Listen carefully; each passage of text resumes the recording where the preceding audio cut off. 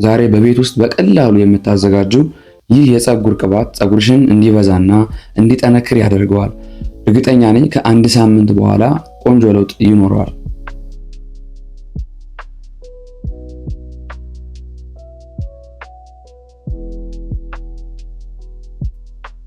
ይህ የፀጉር ቅባት በዓለም ላይ ተወዳጅና የሚገርም ውህድ ነው። በብዙዎች ዘንድ አስገራሚ ለውጥ ያለውም ነው።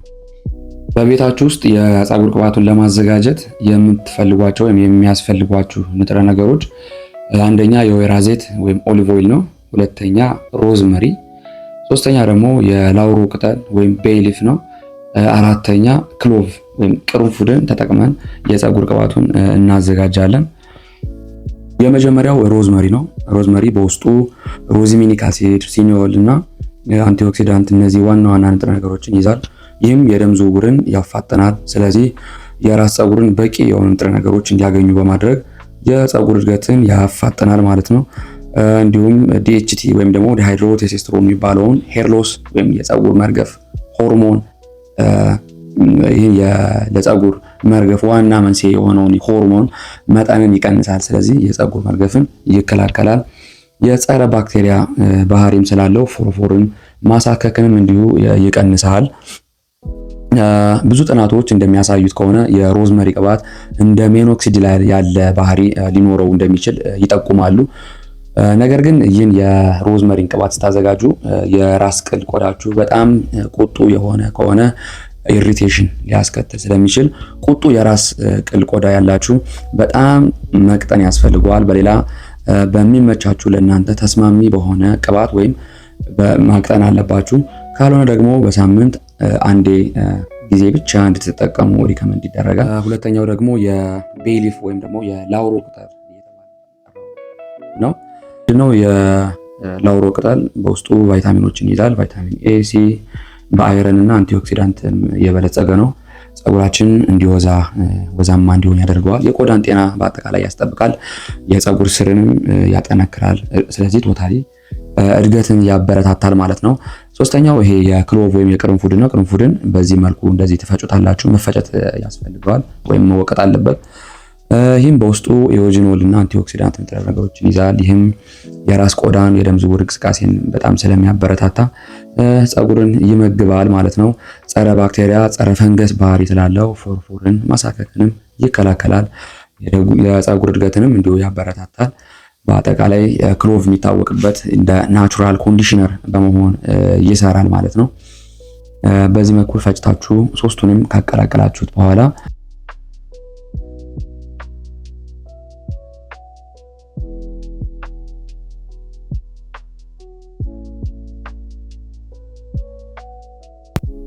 ኦሊቭ ኦይል እንጨምራለን ማለት ነው። ኦሊቭ ኦይል የደረቀ ፀጉርን ያለሰልሳል። ይህም የፀጉር መሰባበርን ያስወግዳል።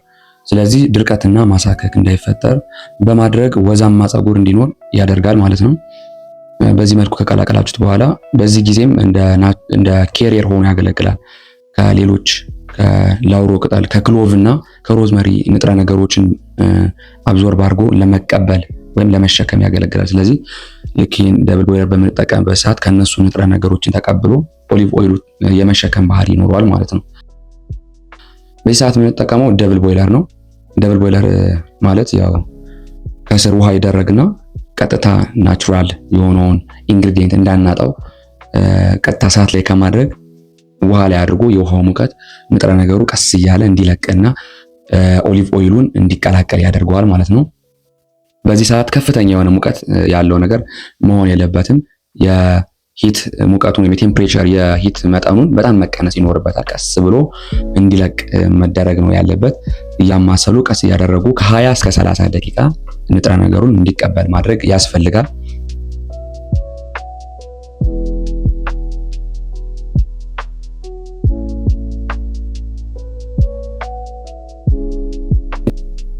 ከ20 እና ከ30 ደቂቃ በኋላ ይህን ውህድ በማውረድ ማጥለል ያስፈልጋል። ስናጠል ፎጣ ወይም ፋሻ ነገር ብንጠቀም ለማጥለል በጣም ምቹ ይሆናል። ብዙ ነገሮችን ስለማያሳልፍ ያግዘናል በደንብ። ስለዚህ በዚህ መልኩ ካጠለሉ በኋላ ከ20 ወይም ከ30 ደቂቃ በኋላ ለመጠቀም ዝግጁ ነው፣ መጠቀም ይቻላል። ወይም ለ10 ደቂቃ ለ5 ደቂቃ ፍሪጅ ውስጥ አስገብቶ ማውጣትም ይቻላል።